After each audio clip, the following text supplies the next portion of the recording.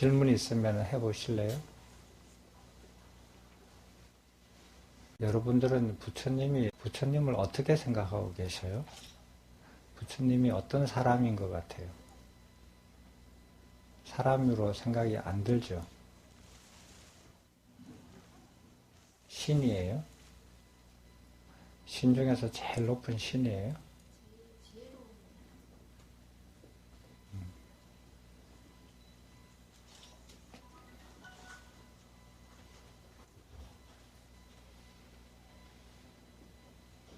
여러분들이 생각하는 혹은 기대하는 부처님,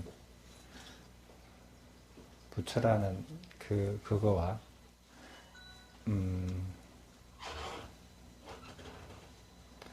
실제로 우리가 경전을 통해서 알 수 있는 부처님의 모습과 어떤 차이가 있을까?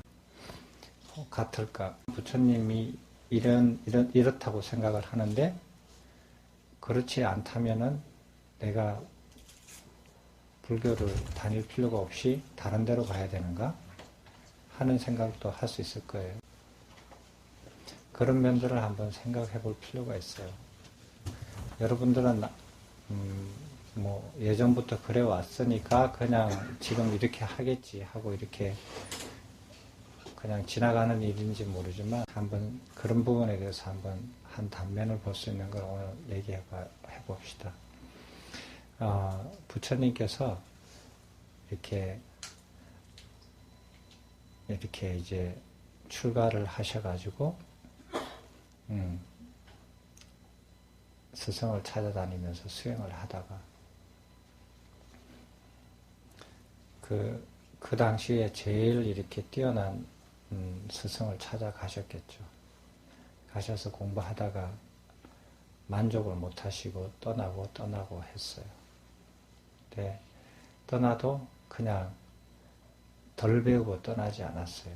그 스승이 가르쳐 준 것을 다 배우고 그 스승한테 찾아가서 스승이 가르쳐 주신 이런 내용을 다 배웠는데 나는 그걸 다 배우고 익혔는데 더 가르쳐 주실 게 있습니까?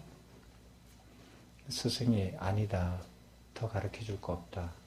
내가 알고 있고 이룬 것과 똑같이 너도 그런 것을 이루고 알고 있으니까 우리 같이 동업을 합시다.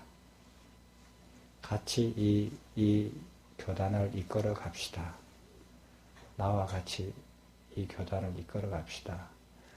부처님 제자가 된 부처님 보고 자네는 젊고 나는 나이가 많다 이거예요. 아마 90살 넘었을 거예요. 아마 최소한. 그러니까 젊은 30대고 나는 90이 넘었으니까 교단을 같이 운영을 하자.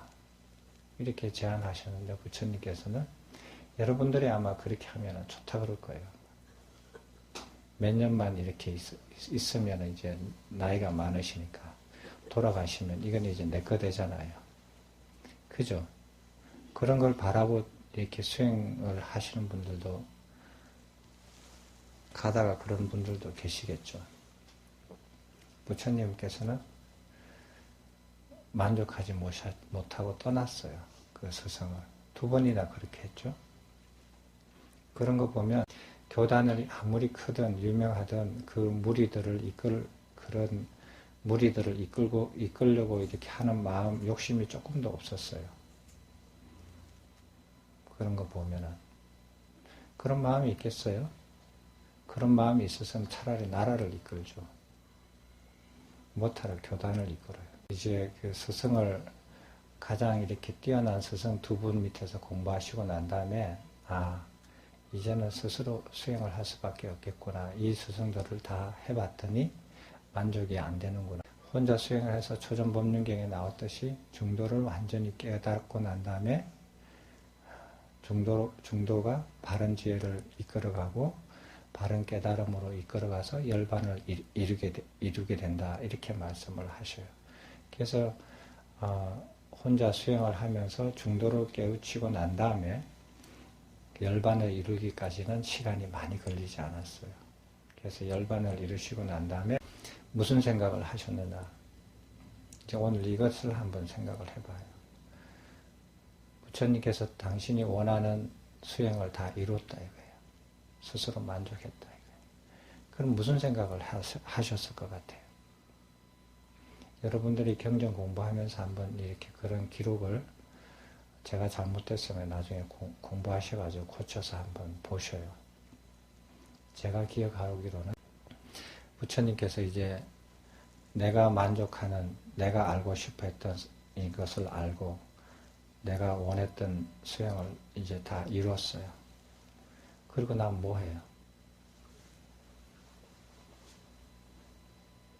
그리고 난 다음에 드는 생각이 뭐겠어요?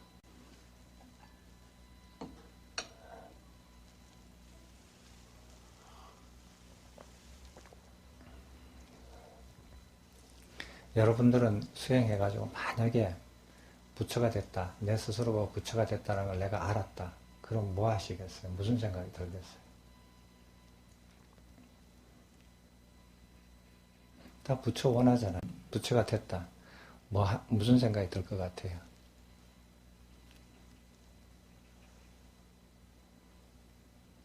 이제 내 마음대로 한번 해보겠다. 이렇게 하겠죠. 그죠? 네? 살판 났다. 이제 내 마음대로 한번 주물거려 보자. 내 마음대로 한번 살아보자. 그런 생각이 들지 않아요? 근데 그런 생각을 안 해요. 왜냐하면은 열반에 이르면은 내 마음대로 할 때 내가 없어져요. 그런 생각이 안 들어요. 그래서 부처님께서 무슨 생각을 하셨냐면, 내가 알고 내가 이룬 것보다도 더 훌륭한 것을 알고 훌륭하게 이룬 스승이 있을까? 내가 의지하고 기할 만한 스승이 있을까? 내가 다 모르잖아요. 예전에 두 분을 만나서 공부를 해봤지 그거 두 분뿐이 모르잖아요. 그래서 생각을 하셨어요. 내보다 더 많이 알고 더 많이 이렇게 이룬 그런 스승이 있다면 내가 의지하고 기할 만한 스승이 있을까? 그런 생각을 일으키셨어요. 그래서 불안으로 쭉 이렇게 보셨어요. 보셔서 생각이 드는 게, 알아진 게, 인간들 중에서 내가 기하고 내가 의지할 만한 스승은 없다. 내보다도 더 밝게 지혜를 갖추고 계를 갖추고 수행을 갖춘 사람은 없구나 라는 걸 스스로 아셨어요. 그래서 의지할 사람이 없다라는 걸 알았어요. 그리고 나니까 다음에 또 생각이 드는 게 뭐냐 하면, 그러면은 부처님께서 그것을 아시고 난 다음에 또 생각을 하셨어요. 인간들 중에서 내가 스승으로 삼아서 의지하고 기할 만한 사람이 없구나. 그러면은 신들 중에서 내가 의지하고 기할 만한 신이 있는가? 라는 생각을 하셨어요.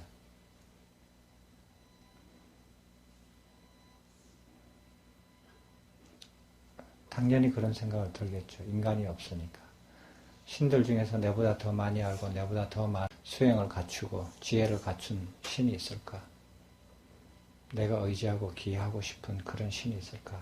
라는 생각을 일으키셨어요. 그랬더니 불안으로 이렇게 그 마음을 일으켜서 살펴보니 결론을 내리시기를, 알아지시기를, 내가 의지하고 기할 만한 신은 없다. 내보다 더 계를 갖추고 수행을 갖추고 지혜를 갖춘 신은 없다. 그렇게 알아지셨어요.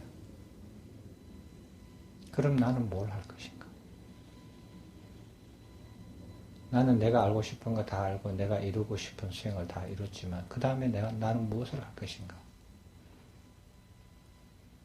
그러면 내가 가서 의지하고 싶은 스승으로 의지하고 싶은 인간은 아무도 없고 신들 중에서도 아무도 없다. 그럼 나는 무엇을 할 것인가? 그런 생각이 들었어요. 그래서 부처님께서는 이렇게 생각을 하셨어요. 내가 의지하고 기할 것은 내가 스스로 찾아내고 이룬 법이다. 내가 발견한 진리다. 내가 발견한 진리에 의지하고 기해야 하겠다. 그래서 부처님께서는 생각을 하시기를 그 이후 깨닫고 난 다음에 당신이 스스로 깨달은 가르침, 깨달은 진리, 법, 우리는 법이라고 말하죠. 부처님께서 스스로 깨달아서 알아차린 그 법, 그 법을 의지하고 기해야겠다. 이렇게 생각하셨어요.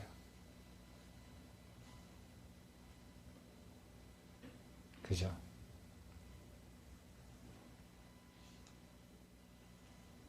그게 첫 생각이에요. 그리고 난 다음에 또 여러분들이 이제 잘 아는 생각을 또 하셔요. 무슨 생각을 하냐? 좋다.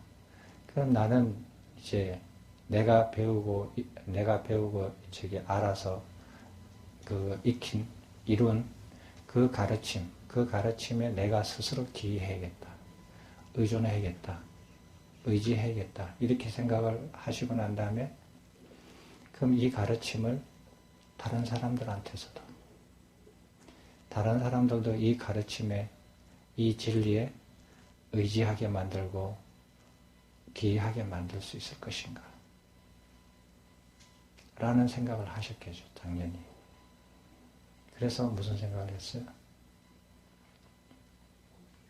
예? 오비구를 찾아갔죠? 찾아가기 전에. 찾아가기 전에 무슨 생각을 하셨을까요?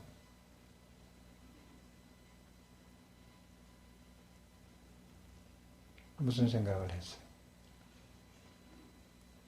아주 중요한 생각이잖아요. 응? 그래요. 이 가르침, 내가 알고 내가 발견한 이 기하고 의존하고 싶고 하는 이 법은 너무 어려워서, 너무 미묘하고 어려워서 사람들이 이걸 알 수는 없을 거다. 그 부분은 포기를 하셨어요.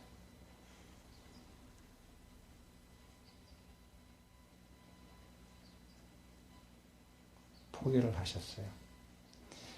포기를 하고 그냥 살다가 이제 수명이 닿으면 그냥 가는 거지. 아니면 가고 싶을 때 가는 거죠. 그렇게 했으면 불교라는 것은 일어나지가 않았을 거예요. 근데 결론은 그렇게 하셨어요. 처음에. 부처님의 가르침이 아주 미묘해요. 미묘하다는 말은 복잡하다는 뜻이 아니에요. 말로서 설명하기가 까다롭다라는 거예요. 깊이 생각 안 하면은 알아지기가 어렵다라는 거예요.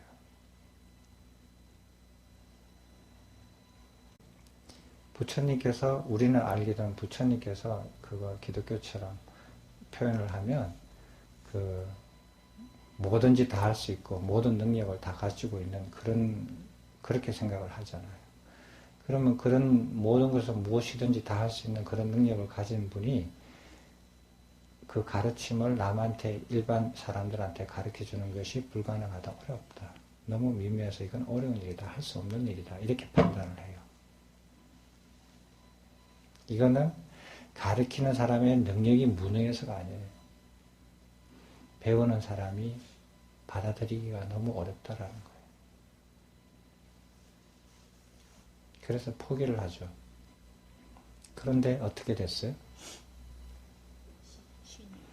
네, 천신이 와가지고 그 사실을 천신이 알아요. 천신이 알아가지고 천신이 내려와서 부처님한테 말씀을 해요.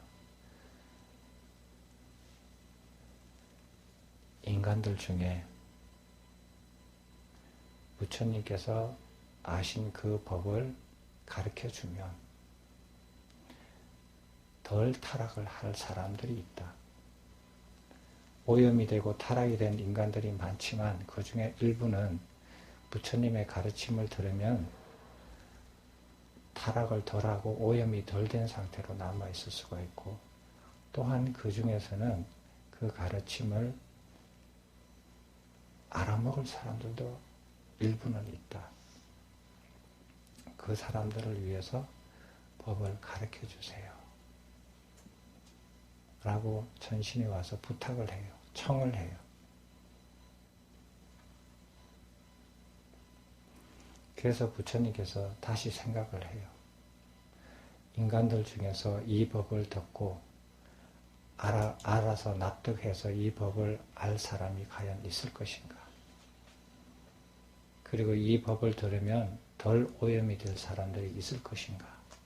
하고 보시니까 있다라는 걸 알아줘요. 극히 일부지만. 그래서 마음을 바꿔요. 생각을 바꾸셔요. 그래. 그 일부의 사람들을 위해서 나는 법을 가르쳐 줘야겠구나. 펼쳐 줘야겠구나. 이렇게 생각을 바꿉니다. 그리고 난 다음에 생각을 또 하시죠. 그러면 이 법을 제일 처음 가르쳐 줄 사람이 누굴 하면 좋을까? 그렇게 생각할 거 아니에요. 자연스럽게. 그 천신의 부탁을 받고 생각을 해보니까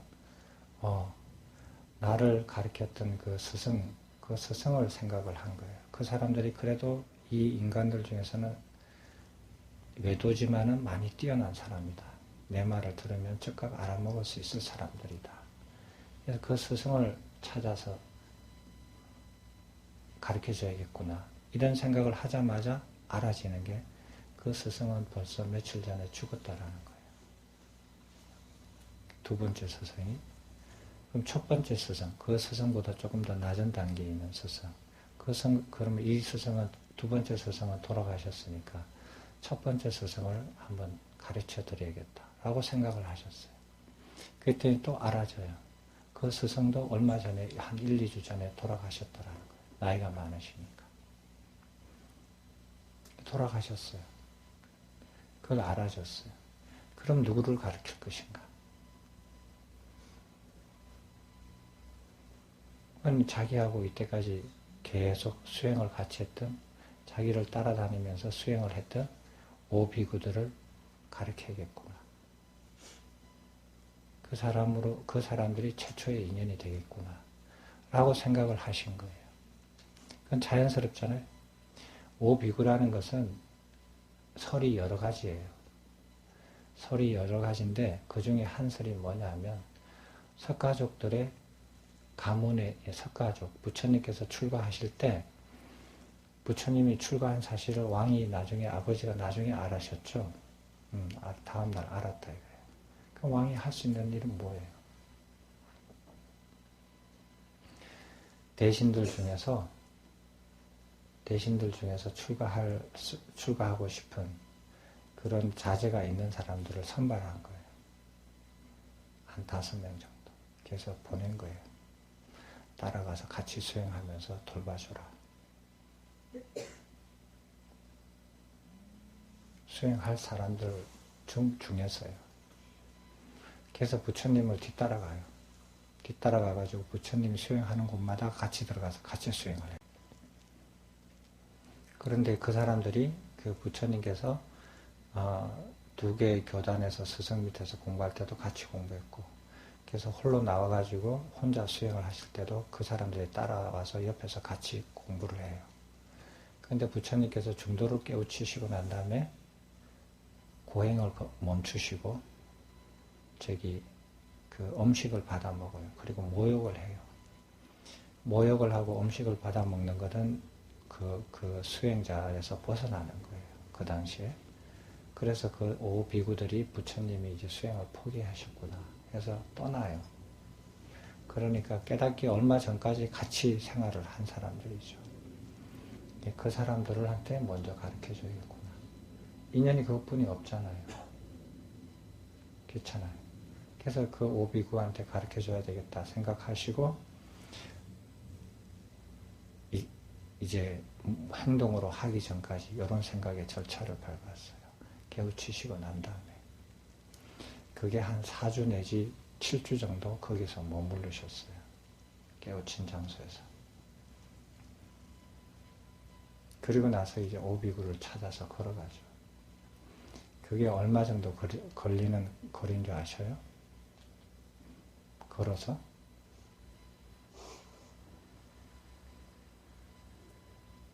여러분들은 아마 그 귀찮아서도 안 갈 거예요. 예. 하루 종일 걸어가가지고 일주일 정도로 걸어가야 돼요. 걸어서. 우리나라도 그렇고 옛날 사람들이 평균 하루 걷는 거리가 얼마 정도겠어요?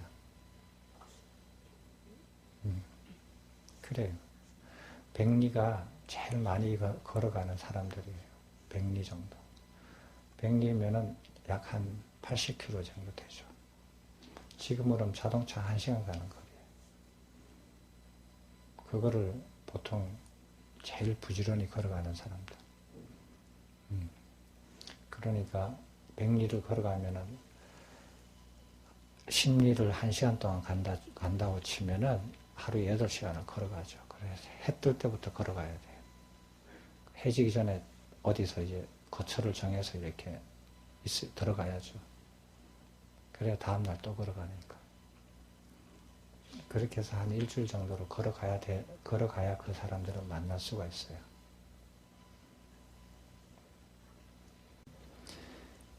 그리고 부처님께서 깨우쳐서 부처가 되시고 난 다음에 하신 생각들이에요. 제가 틀릴 수도 있으니까 제 말도 믿지 마시고 여러분들이 경전 공부하면서 점검하셔야 됩니다. 그런데 이 생각들을 보면 어떤 사람이라는 게 좀 느껴져요?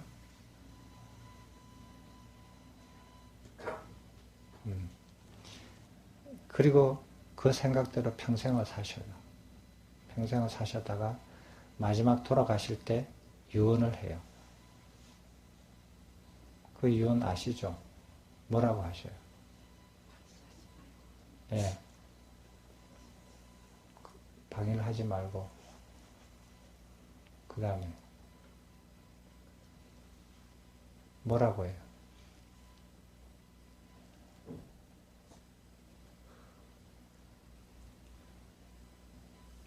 읽긴 읽었는데 말로는 표현이 안 되죠. 그죠? 뭐라고 말씀하셨을까요? 여러분 부처님을 알고 싶어 하잖아요. 부처님이 부처가 되고 나서 한 첫 번째 생각, 그리고 마지막으로 유언할 때 생각, 이거는 알면 좋잖아요. 저는 대충 말씀드릴 테니까 여러분들이 책을 보고 그걸 점검하셔가지고 스님 말이 맞는지 틀리는지 그 스스로 확인하셔야 됩니다. 부처님께서 뭐라고 말씀을 하셨냐면 돌아가실 때 대충 이렇게 말씀하셨어요. 대충이 아니라 제가 대충 기억하는 것으로는 게으름 피우지 마라. 게으름 피우지 말라는 거예요. 그걸 이제 한문으로는 방일하지 마라 그러죠. 방일하지 마라 그러니까 나는 방일 안 했다 이거야. 한문 뜻을 모르니까. 그렇게 생각하시면 안 돼요. 게으름 피우지 말라. 게으름 피우지 말고 열심히 정진해라. 그리고 법을 섬으로 삼고 기의처로 삼아서 삼되 다른 어떤 것들도 기의처로나 섬으로 삼지 말라. 그렇게 말씀하셨어요. 자, 부처님께서 첫 생각이 부처님이 스스로 기하고 의지하려고 했던 게 당신이 발견했던 진리, 가르침, 그것이거든요. 그게 법이라고 그랬어요. 부처님도 의지를 거기다 했어요. 그리고 모든 사람들한테 그것을 의지하고 기의처로 삼으라고 평생을 그렇게 설하셨어요. 그리고 마지막에 유언도 어떻게 하셨느냐 하면은 이 법을 의지하고 기의처로 삼고 섬으로 삼아서 수행을 열심히 하고 게으름 피우지 말고 그 이외에 법 이외에 다른 것에서는 다른 사람이나 다른 가르침에 의지하거나 섬으로 삼지 말라라고 하셨어요. 첫 생각과 48년의 말과 행동 그리고 마지막 순간에 돌아가실 때까지 일관됩니다. 하나도 틀린 게 없어요. 한결같이 일관돼요. 제가 보기에는. 그러면 사람들이 그걸 무슨 뜻이냐면은 법을 의지처로 삼아라. 기의처로 삼아라. 그거는 법을 기대라는 거예요. 법을 의지해라 이거예요. 무슨 법? 부처님께서 가르치시고 발견한 법이에요.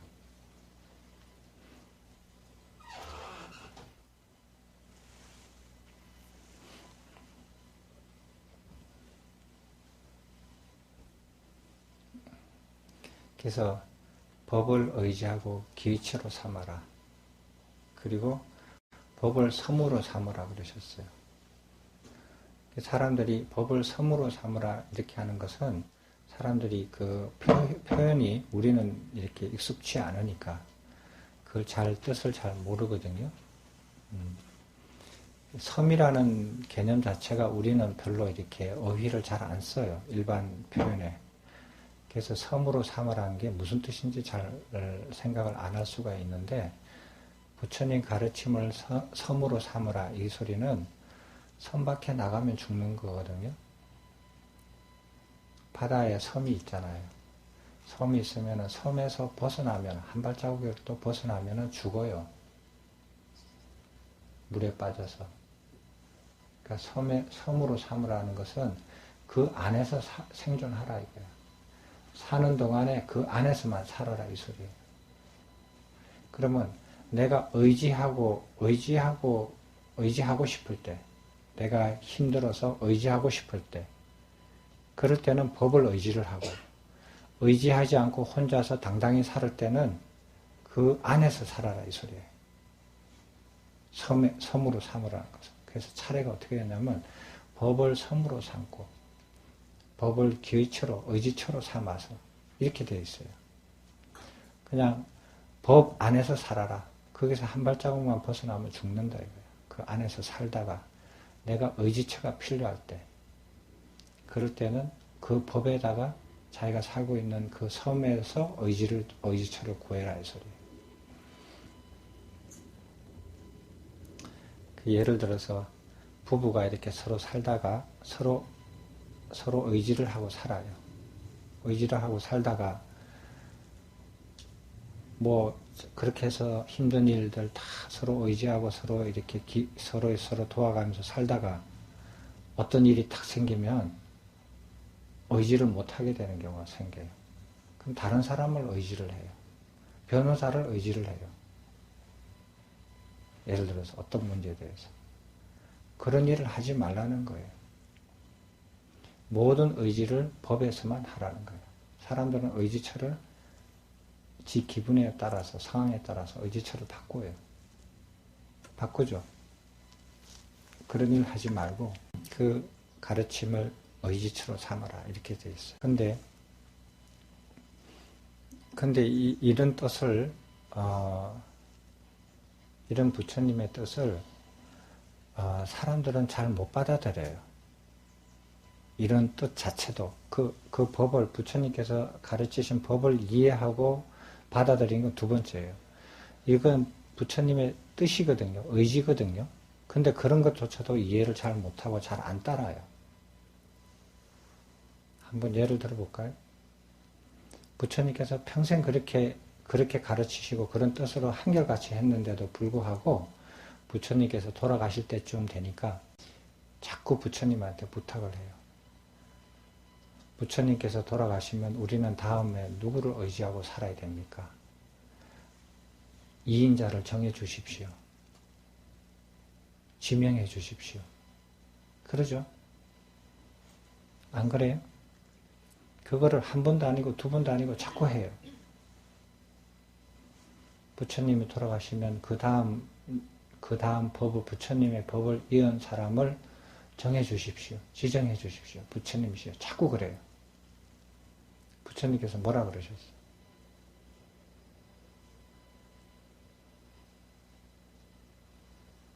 네? 당신의 뜻에 안 맞죠? 안 맞는 질문을 하는 거죠. 그죠? 법에 의지하라고 그렇게 설명을 하고 그런 뜻을 가지고 이렇게 평생을 가르쳤는데도 불구하고 제일 가까운 10대 제자 중에서도 그런 질문을 하는 사람들이 있어요. 그만큼 받아들이기 어려워요, 사람들이. 그런 것들이. 몸에 배어 있어요. 그래서 부처님 돌아가실 때, 안 하니, 이인자를 정해 주십시오. 부처님 돌아가시면 우리가 중심이 되고, 법의 중심이 되고, 법을 이은 그 이인자를, 그 다음 그 법맥을 이은 사람을 정해 주세요. 여러 번 부탁을 해도 부처님께서 다 거절하셔요. 법에 의지하라고. 어떤 한 사람을 의지하지 말라고. 근데 부처님께서 보면 그 당시에 제자들 중에서 아란, 즉, 부처님과 같은, 상태에 이룬, 법을 다 이룬, 열반에 이룬 제자들이 많이 있었거든요. 그 중에 한 사람을 정하면 되지 않느냐, 이거예요. 그죠? 그게 아니에요. 왜? 부처님께서, 내가 언제 너희들이, 비구들이 나를 의지하라고 한 적이 있느냐, 이거예요. 부처님 나한테 의지하라고 한 적이 언제 있느냐. 나는 너희들이 나를 의지하라고 하지 않았다, 이거예요. 내가 가르침에 의존하라고 그랬지. 그죠? 비록 이 가르침을 완성한 사람이 있다 할지라도 그 사람에 의지하지 말라, 이거예요.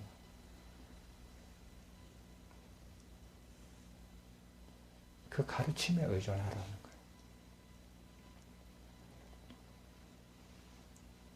근데 그 당시 아나는 아란가에 이루지 못해서 그랬는지는 모르지만 아란가에 이루지 않더라 하더라도 그것을 받아들일 수 있는 사람들이 있어요. 상식적으로. 근데 그 사람은 그런 걸 못 받아들여요. 못 받아들이니까 계속 부처님 돌아가시고 난 다음에 법맥을 이은 사람을 정해주시오. 그게 누구든지 좋다 이거 정해주세요. 부처님께서는 계속 no. 그러면서 계속 법을 의지해라 이렇게 했어요. 그렇게 해서 부처님께서 열반하시고 난 다음에 제2인자가 없어요. 아무도 없어요. 그러니까 어떻게 보면 세속적으로 온 콩가루 집안이 돼버린 거죠. 그때부터 대성, 소성 이런 게 분열이 시작되는 거예요. 근데 부처님께서 그걸 모르셨겠어요?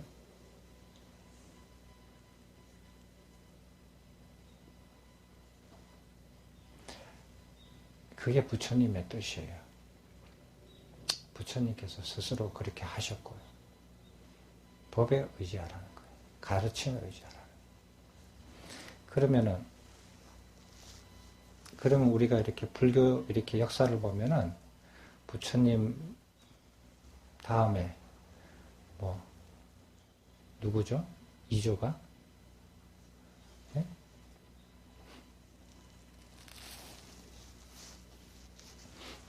대가섭인가요? 네? 가섭존자인가요? 그렇게 해서 후대에 2조, 3조, 4조, 5조, 3조는 안한 이렇게 해가지고 쭉 해가지고 지금 70 몇 조까지 막 그냥 이 나라에서는 이 사람이 몇 조, 70 몇 조고 저 나라에서는 저기서 몇 조고 여기서는 몇 조고 각 나라마다 줄줄이 그냥 1, 2, 3, 4, 5, 6, 7, 8, 9 해가지고 70 몇까지 다 이렇게 그 법맥을 이었다고 막 자랑해요. 그리고 그런 사람들은 권위가 굉장히 커요. 그 나라에서 그 종파에서 부처님의 몇 대로 법을 이은 사람이다. 라고 이렇게 내세워요. 그거 다 부처님의 평생 가르침의 아주 기본 뜻도 모르고 이해 못하고 따르지 않는 거예요. 그럼 부처님의 뜻과 정반대의 일을 한 사람들이에요.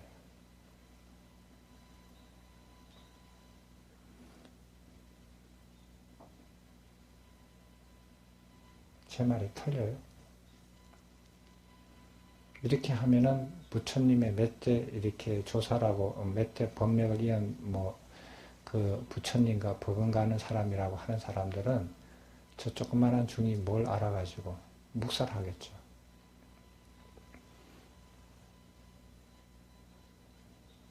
그래서 부처님 몇 대 그 법을 이은 조사다 몇 대 티벳이나 스리랑카나 이런 스님들 저는 웃겨요. 부처님의 기본 뜻도 이해를 못하는 사람인데 무슨 놈 몇 대 그게 뭐가 필요했어요.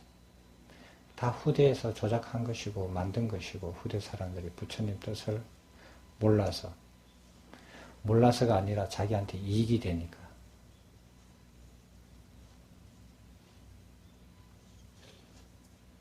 그렇게 살아요. 이렇게 아주 간단한 건데도 사람들은 그걸 받아들이기가 어려워요. 왜 그런 줄 아세요? 왜 그게 아주 쉬운 건데도 받아들이기가 어려울까요? 왜 그렇다고 생각하세요? 배워왔어요. 또요. 그거보다 더 근본적으로. 그걸 그렇게, 세상이 다 그렇게 움직여요. 세상이 그렇게 돼 있어요. 할아버지, 정조 할아버지, 아버지, 나, 손주, 이렇게 모든 것들이 이렇게 차례대로 뭔가 이어가요. 왕들도 무슨 왕조 1대, 2대, 3대, 4대 이어가게 돼 있고, 사회의 모든 것들이 상속을 하면서 그 사람으로 해서 이어가게 돼 있어요. 그죠? 그렇게 배워왔고, 그렇게 훈습이 되어 있어요. 왜 그렇게 되어 있느냐고요? 예? 억과 섭외에서 그렇게 왜 억과 섭외 그렇게 훈습이 되어 있느냐는 거예요. 왜 그래 됐을까요? 뭐가 보이지가 않아요. 의지를 해야 되니까. 의지하고 싶어서 1대 2대 3대 4대 했어요? 그건 말이 안 맞아. 그럼 저거 아버지 죽이고 내가 왕이 됐는데. 아버지 죽이고 왕이 된 사람이 한둘이에요. 인류 역사상. 가만히 있어도 자기가 왕이 되는 사람조차도 아버지를 죽이고 자기가 왕이 되잖아요. 그거 왜 그렇게 했어요?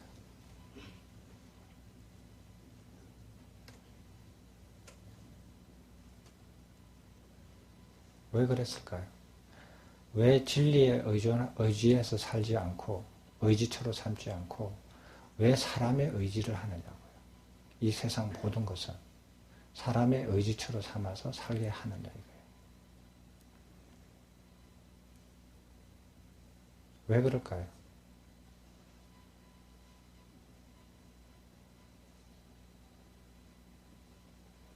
바로 알지 못해서. 뭐를 몰라요?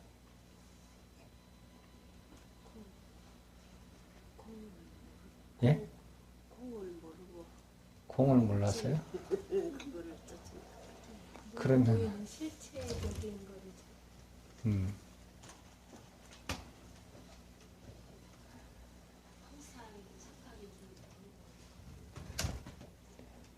이런 것들은 그냥 단순하게 그냥 얘기하고 지나갈 부분들이거든요. 근데 제가 이렇게 질문으로 만들어요. 그러면 이제 여러분들이 잠이 깨요. 그거 왜 그럴까? 잠이 깨지겠죠? 졸지는 않아요.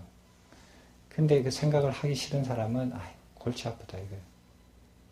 내가 알고 있고 내가 기대하는 부처님한테 내가 하고 싶은 것만 하고 집에 가면 되는데 왜 저래 골치 아프게 자꾸 질문을 할까? 이렇게 생각을 해요. 왜 그러냐면요. 이건 제 관점이에요. 여러분들이 제 관점에 동의하든 안 하든 그거는 여러분 스스로 판단해야 할 부분이에요. 왜 인간들이 그 진리, 가르침, 법의 기치로 삼지 않고 인간들의 기치로 삼는 게 강하느냐 하는 이유는 여러 가지로 설명을 할 수 있지만 더 근본적인 것은 모든 인간들이 각각이 나가 강해서 그래요. 나라는 게 굉장히 강해요.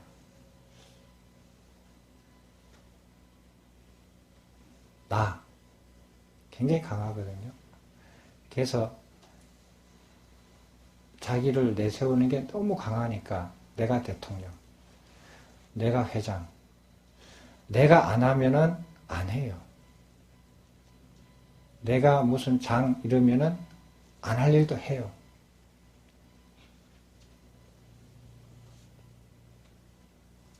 나라는 게 너무 강해서 그래요. 한번 보세요. 사람들이 모여서 사는데 왕이 필요해요? 대통령이 필요합니까? 왜 그게 필요해요? 왕이 필요하고 대통령이 필요한 이유가 뭐예요? 너무 강한 사람이 다른 사람들을 피해를 주니까 그 사람들을 제재하기 위해서 필요하거든요. 너가 우리를 대신해서 남들을 피해주는 사람들을 막아라. 그 권한을 우리가 너한테 줄 테니까 너가 그 짓을 해라. 이러는 거예요. 최초의 왕이 나오는 이유가 그거예요. 경전에 나와 있어요. 예전에는 왕이 없었어요. 다 평화롭게 살았어요. 인간들이 다 평화롭게 살았는데 어느 날 욕심이 생긴 인간들이 다른 사람들을 피해를 주기 시작해요. 그런 인간들이 생기기 시작해요. 그래서 사람들이 모여서 회의를 해요. 저 사람들이 다른 사람들을 피해를 준다. 그럼 이걸 어떻게 제재할 수 있는가? 모든 사람들이 그 사람들을 다 제재하러 나선다면 이건 우리가 살 수가 없다. 서로가 힘들다. 누군가 대표로 해서 저 사람들을 제재를 하라. 그렇게 해서 그 사람을 한 사람을 선출을 해요. 그게 왕이에요. 최초의 왕이에요. 그래서 왕이 무서워가지고 다른 사람을 피해주던 사람들이 몰래 주든지 아니면 안 하든지 아니면 하면은 처벌을 받든지 그렇게 된 거예요. 지금도 우리가 사는데 대통령이 꼭 필요할까 하는 생각이 들어요. 없으면 못 살아요. 인간들이 서로 피해 안 주고 어떤 원칙과 법칙 하에서 딱 똑같이 산다면 필요 없어요. 왕이 무슨 필요 있어요? 절의 주지가 무슨 필요 있어요? 사람들은 그렇지 않아요. 자기 마음대로 하고 싶은 자기가 너무 강해요. 너무 강하니까 진리나 원칙이나 법칙 같은 것을 받아들이기가 그것도 자기가 하고 싶은 만큼만 받아들여요. 마음대로 하고 싶은 자기 밑에다가 일부분으로 받아들여요. 그거 위에다 절대로 안 올려놔요. 부처님께서 발견하고 성취한 가르침, 진리를 부처님 당신보다도 더 위에다 뒀단 말이에요. 그래서 부처님께서 스스로 법에 의존을 하고 사셨어요. 평생을. 그런 것 중에서 증거가 또 뭐가 있느냐면 연기법을 설명할 때 이렇게 설명하셨어요. 열애, 부처님께서 스스로를 지칭할 때 열애라고 그러셨어요. 열애가 태어나든 안 태어나든 연기법은 우주에 있는 진리다. 단지 열애는 이 법을 발견해가지고 중생들을 위해서 알기 쉽게 풀어서 설명할 뿐이다. 그래요. 열애가 태어나든 안 태어나든 내가 있든 없든 진리는 그대로 있는 거예요. 그래서 진리에 의지를 하라는 거예요.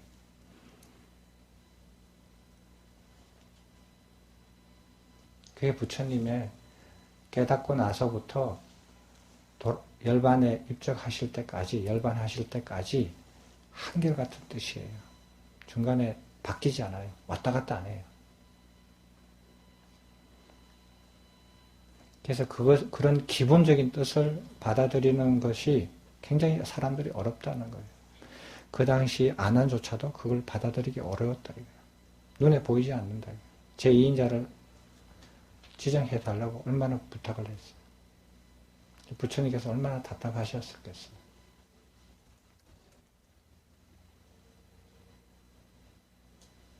그래서 마지막 유언에 법을 의지하라고, 의지처로 삼고 섬으로 삼으라고 그렇게 말씀하신 거예요. 다른 어떤 가르침이나 어떤 사람에 의해서 사람을 의지하지 말라는 거예요.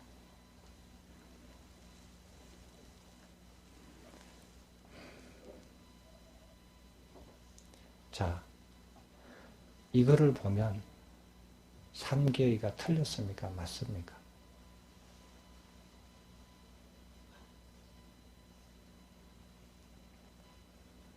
부처님께 기회합니다. 부처님의 가르침에 기회합니다. 스님들께 기회합니다. 이게 맞아요? 틀려요? 맞지 않죠? 상계가 틀린 거예요. 그러면 상계라는 게 부처님께 상기를 하면은 어떤 공덕을 얻고 어떤 공덕을 얻고 이런 게 설명이 경전에 나와 있는 건 어떻게 된 겁니까?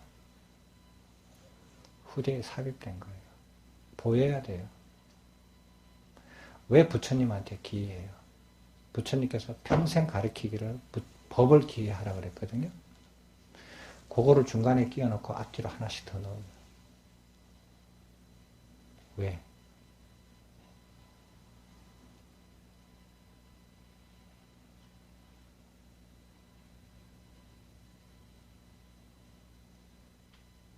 스님들한테 기회하는 거 맞지 않아요. 법이 아니에요. 법이라는 것은 눈에 보이는 게 아니에요. 그죠? 가르침 진리라는 거예요. 뜻이란 말이에요. 연기법, 일체법 이런 게 법이에요. 보이지 않는 거예요. 그러면은 법을 기회하라고 하셨는데 그러면 그 법을 써놓은 책을 기회하는 거예요. 경전을 위에다 올려놓고 그 경전에다 절하는 거예요. 그게 기회하는 거예요. 팔만대장경을 그냥 정성을 들여가지고 깎아가지고 거기다가 절하는 거예요. 그게 법을 기회하는 거예요. 그래요? 그게 기회한다라고 하는 법을 기회하는 게 그렇게 한다고 하면은 학교에서 왜 가르쳐요?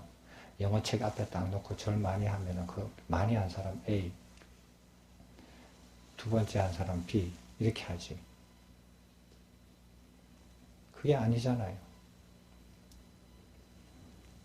부처님께서 원하시는 의도를 분명히 아셔야 돼요. 그리고 부처님께서 그렇게 하는 의도는 부처님 마음대로 한 거 아니에요. 부처님도 그렇게 행동을 하셨어요. 평생을.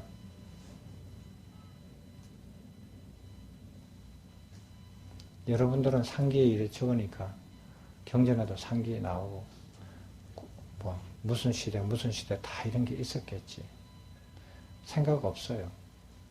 근데 저는 그렇게 동의하지 않아요.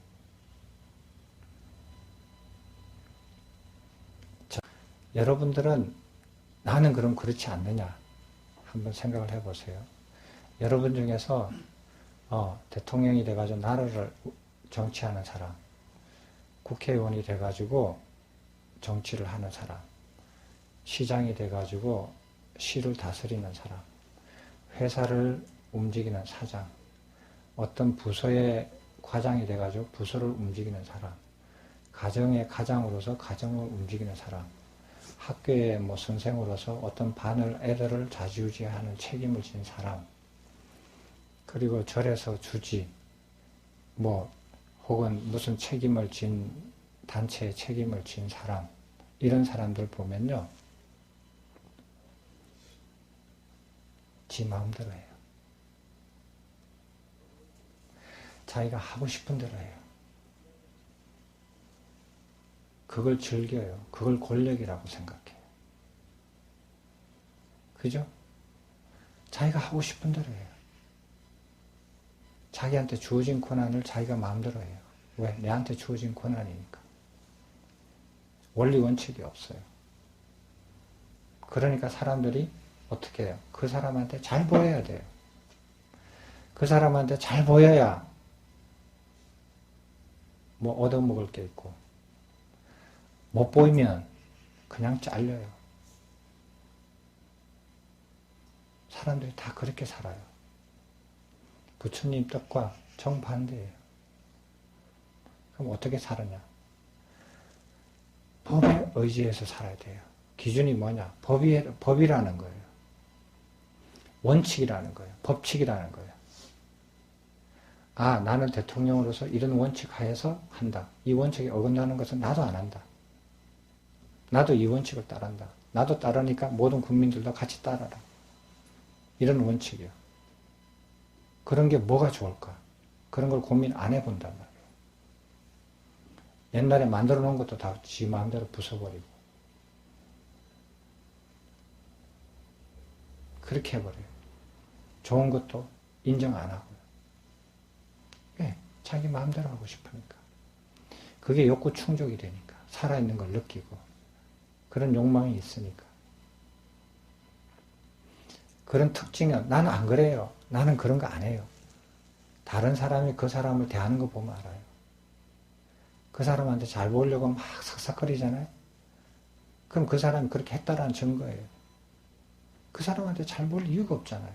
그 원칙대로만 하면은 저 사람은 나를 개인적으로 싫어하든 좋아하든 상관없이 원칙에 따르면 원칙을 따를 수밖에 없잖아요. 그런 원칙이 스스로가 없는 거예요. 사회생활을 봐도. 또 한 가지 예를 들어 볼까요? 아, 내가 절에 다니는 원칙이 뭔가? 생각을 해봐요. 나는 절에 다니는 원칙이 뭔가? 아, 내가 한가하고 다른 약속이 없으면 절에 가고, 바쁘고 이제 힘들면 안 가고, 이게 원칙이에요. 그건 지 마음대로 사는 거죠. 지 하고 싶은 대로 하는 거 아니에요. 그 원칙이라고 할 수 없잖아요. 자기 마음대로 하고 싶은 자기가 너무 강한 거예요. 절에 갔더니 나를 잘 이렇게 우대하고 사람들이 나를 반겨하고 나를 따뜻하게 하고 기분이 좋고 그러니까 절에 간다. 절에 갔더니 나를 무시하고 나를 오든 말든 그냥 이렇게 환대를 하지 않고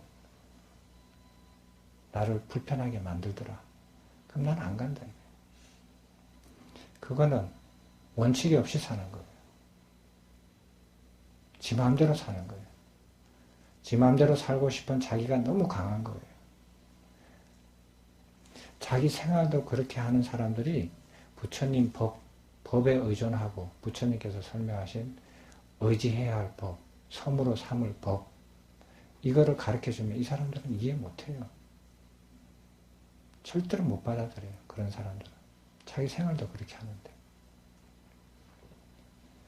여러분들 스스로 한번 보셔야 돼요. 내가 절에 다니고 안 다니고 하는 그 원칙이 뭐냐? 그 원칙대로 다니는 사람은 절이 부서져도 안 부서져도 다 다녀요. 그 원칙에 따라서. 예를 들어서 한번 또 해볼까요? 절에 불사를 해야겠다. 멀쩡하게 다니는 사람들도 다른 데로 가요. 골치 아프다. 저 절 돈 들어가는 절이니까 피해가는 게 좋겠다. 그리고 불사 다 하고 나면 또 사람이 또 와요. 불사하는 중간에는 골치 아프고 이런 거 저런 거 골치 아프고 돈도 들고 하니까 차라리 다른 데 당분간 갔다가 실제가 그래요. 현실이. 그런 거 보면은 원칙이 뭔가? 저 사람들의 원칙이 뭔가? 자기 자신의 생활, 개개인의 한 개인으로서의 원칙도 없이 산다 이거예요. 원칙도 없이 자기 마음대로 사는 거거든요. 그러다가 뭐 기분 나쁜 일 있고 이렇게 하고 싶은 일 있으면은 자기 엄청난 고집이 나와요. 그거 꼭 해야 돼요. 그냥 원칙으로 사는 거예요. 그런 원칙이 무엇인가요? 그런 원칙으로 살려면 그 원칙에 비중이 더 가야 되거든요. 자기가 하고 싶은, 자기 마음대로 하고 싶은 자기의 비중이 떨어지고 무게가 가볍고 원칙에 무게를 더 줘야 되는데 그런 원칙을 알 수도 없고 그렇게 무게를 더 주기 싫어요. 사람들은. 그래서 앞에서는 원칙대로 하고 뒤에 되돌아가서는 자기 마음대로 하고 이래요.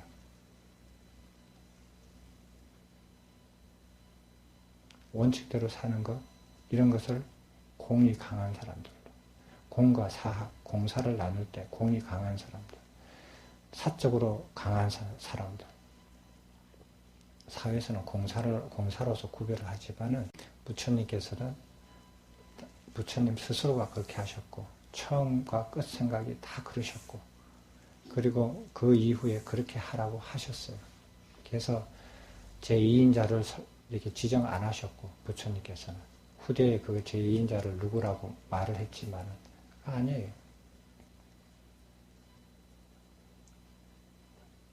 그런 거에 현혹되지 마세요. 뭐 부처님의 몇 대 조사 이래가지고 어느 나라의 몇 대 조사다 이래봐 뭐만 사람들 바글바글 가요. 그 부처님 뜻에 정반대된다는 거 아셔야 돼요. 이제는. 상계에 하는 것들도 틀리는구나. 부처님 뜻이 아니구나. 하는 거 아셔야 돼요. 부처님은 상계에 하라 안 그러셨어요. 유언에. 법에만 기회하라 그랬었어요.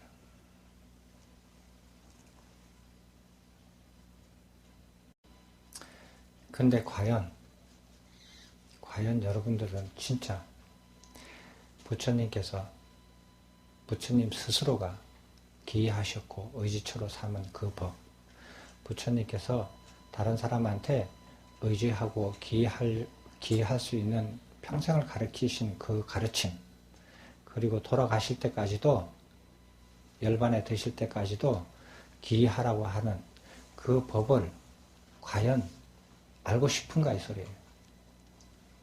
배우고 싶어요? 알고 싶어요?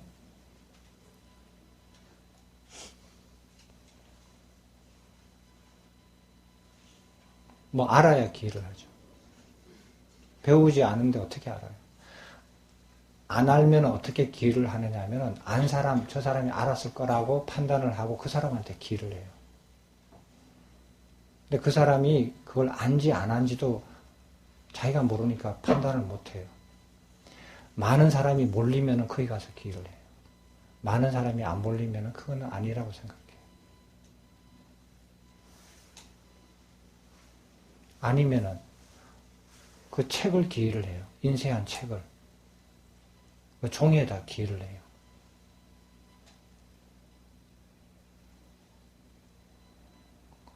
공부하지 않고 알지 않으니까 쉽게 기할 수 있는 것을 눈에 보이는 것을 만들어 달라 그래요. 그리고 답답하니까 그 부처님 형상도 만들고 그리고 말도 좀 하게 하려고 하니까 저 스님 이 스님 이런 사람들 이런 사람 저 사람 이런 사람들한테 기를 해요. 그리고 다른 종교들이나 이런 데서 보면은 그거를 활용해서 종교 집단이 부흥을 시키고 사람을 늘리고 재산을 늘리고 그렇게 하면서 잘 살죠. 영향력을 주면서 그거 성공했다 그러고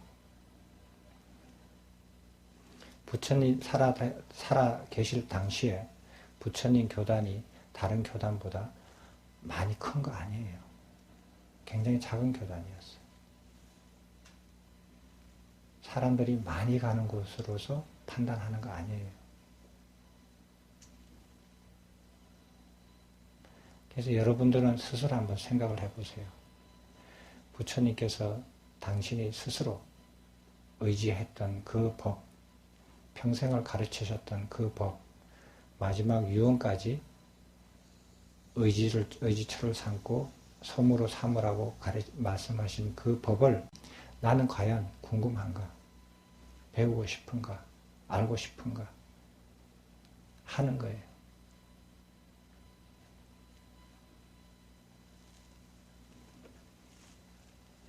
그리고 더불어서 내가 살면서 하루하루 살면서 이런 직업 저런 직업 다 가지고 살면서 혹은 가끔 절에 다니면서 생활하는 이 모든 것에 나의 원칙은 무엇인가?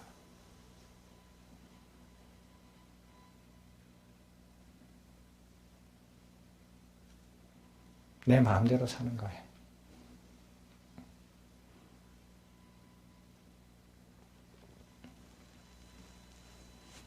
그럼 스님 어떻게 진리를 법을 찾아서 어떻게 공부하고 어떻게 수행을 해야 하는 그거를 어떤 방법으로 어떻게 찾아야 되는지 그게 궁금해요.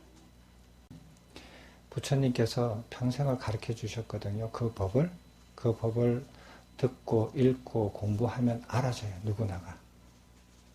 그럼 그 법을 저희가 찾아야 되는데 찾고 읽고 해야 되는데 그런 거를 그 법 높으신 스님이라든가 예, 이런 분들의 그 법문을 통해서 이게 배워가고 해야 하는 것도 하나의 방법일 수도 있지 않나 생각이 듭니다. 하나의 방법이 아니죠. 예를 들어서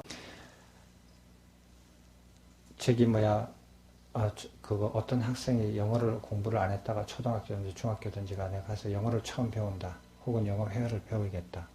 그럼 어떻게 배워요? 아는 사람한테 가서 배우잖아요. 돈 줘가면서. 그거 무슨 방법이 있어요? 가서 배우면 되지. 부처님께서 가르쳐 주셨던 그 법을 그럼 어떻게 배우고 어떻게 알고 어떻게 익히느냐 이거. 그러라고 책이 다 써져 있잖아요. 경전이 써져 있잖아요.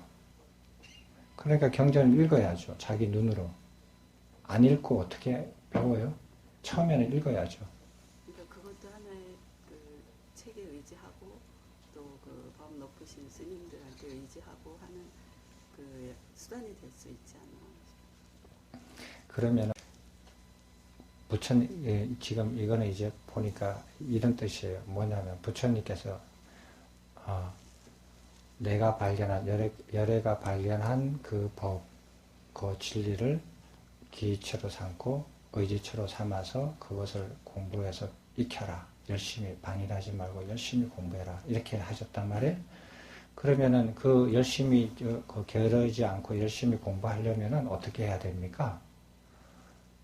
그 말이거든요. 그러면 내가 모르는 거, 내가 의지하고 싶은 것을 배우려고 하는데, 알려고 하는데, 어떤 것을 의지해서 그걸 하느냐, 이거예요. 그럼 그 의지하면 이거 아니지 않느냐, 이 소리예요. 그죠? 그러니까, 지금 그 질문이죠. 그죠? 먹여달라는 거예요. 쉽게 얘기하면. 나는 움직이기 싫다, 이거예요. 누가 알아서 내한테 먹여달라는 거예요. 그 법을 배우고 싶고 알고 싶고 공부하고 싶은 사람은요. 수단과 방법을 가리지 않고 지가 돌아다니면서 배우고 알고 익혀서 알아내요. 탐구해내요. 안 그래요? 그죠? 그런 것이 남들이 보기에는 그러니까 뭔가를 쫓아서 막 이렇게 헤매는 사람 같은 뭐 이렇게 보일 수도 있지 않나 싶어요. 그럼 남들한테 어떻게 보이기 위해서 살고 싶은 거예요? 그건 아닌데 지금 스님이 이제 계속 말씀하시는 중간에 이제 약간의 그런 것이 그런 모습으로 보일 수 있겠다 생각이 들었어요. 요즘 얼마나 편해요. 몸이 움직이지도 않아도 인터넷으로 책으로 주문해가지고 공부할 수 있는 책들이 얼마나 많아요. 경전들이 다 써져 있잖아요. 얼마나 많은 사람들이 노력을 해가지고 경전을 만들어서 지금까지 유지해 왔느냐 이거예요. 번역을 해가지고. 그러면 경전이 너무 많으니까 어떤 경전부터 읽어야 됩니까? 이렇게 하면 또 대답은 벌써 돼 있죠. 예. 그 내용을 아는 사람들한테 가서 강의를 들으면 되죠. 이 사람 저 사람 아무나 다 들어 영어 배우러 가는데 수학학원에 가가지고 영어 배워요? 영어를 몰랐을 때는 그렇게 할 수도 있죠. 그러나 영어 학원에 가서 조금 배워보니까 저쪽 학원은 영어 학원이 아니고 수학 학원이네. 금방 알아지잖아요.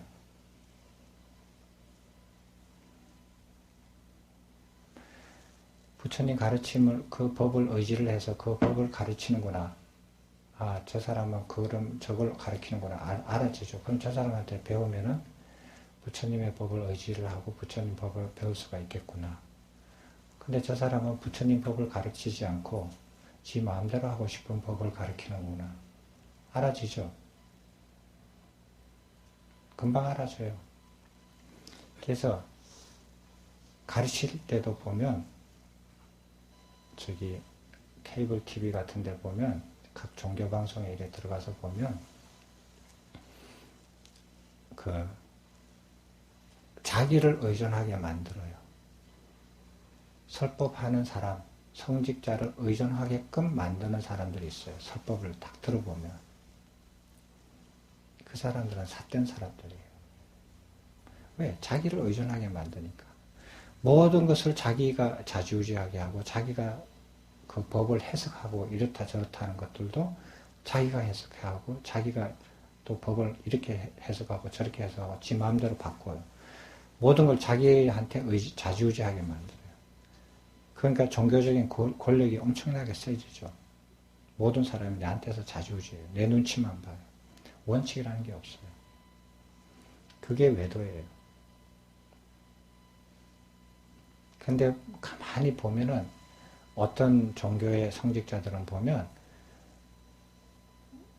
다 이렇게 그 기회하는 그거에다가 다 기회하고 끝에다 살짝 자기한테 돌려버려요. 아주 미묘하게. 그런 사람들도 보여요.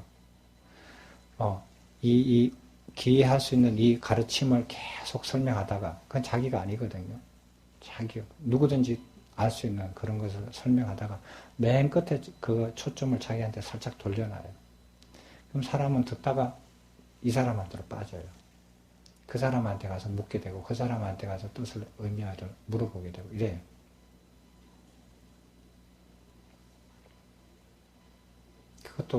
그것도 미묘한 외도예요. 자기 개인을 의존하게 만든다 이거예요. 그래서 그 사람이 죽으면 그게 역력히 드러나요. 개인한테 의존하게 만든 단체하고 개인을 의존하지 않고 원리 원칙에 의존하게 만든 단체하고 완전히 달라져요. 개인한테 의존했던 단체는 개인이 죽고 나면 완전히 붕괴돼요. 아니면 어떻게 하는지 알아요?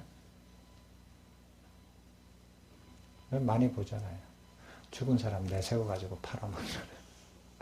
1주기, 2주기, 3주기 해가지고 100주기 무슨 주기 해가지고 계속 죽은 사람 내세워서